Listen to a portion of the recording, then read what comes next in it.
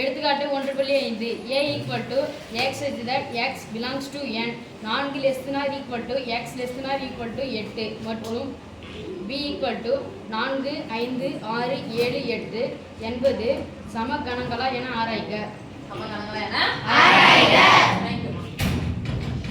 First கண கட்டமைப்பு முறையில் தரப்பட்ட இந்த கணத்தை என்ன முறை எழுதணும்?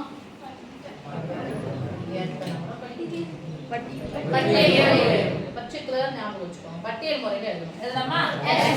அப்போ ஈக்குவல் போட்டுருக்கா? எந்த நம்பரை சேர்க்கணும்? 4 விட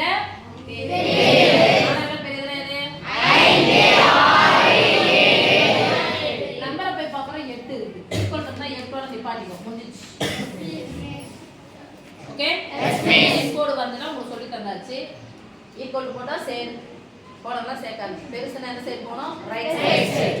மைனஸ் நம்பர் தான் கொஞ்சம் குழப்பம். பிளஸ் இருந்தா குழப்ப வேண்டிய அவசியம் இல்ல. இப்போ b என்ற கணத்தை அவங்களே பட்டியல் முறையில் தந்துட்டாங்க. இவங்க எதுவும் சம கணங்களான்னு கேட்குறாங்க. சம கணங்கள்னா இதுல இருக்கக்கூடிய உறுப்பும் ஏவுல இருக்கக்கூடிய உறுப்பு எப்படி இருக்கணும்? சமம். என்ன இருக்குதோ அதான் இருக்கணும். சமான கணங்கள்னா எண்ணிக்கை உறுப்புகளின் எண்ணிக்கை சமமாக இருந்தால் சமான கணங்கள். உறுப்புகளின் எண்ணிக்கை சமமாக இருந்தால் அது சமான கணங்கள். 10th 1 word क्वेश्चन வரும். இருபுற சார்பு ஒன்று. இது அந்த இருபுற சார்பு தான் சமான கணங்கள். இதுல 7 உறுப்பு இருந்தா அதுல எத்தனை உறுப்பு இருக்கும்? 5 உறுப்பு இருந்தா 5 உறுப்பு. உறுப்புகளின் எண்ணிக்கை சமமாக இருந்தால் அது சமான கணம். உறுப்புகளே சமமா இருந்தா அது சமகணம்.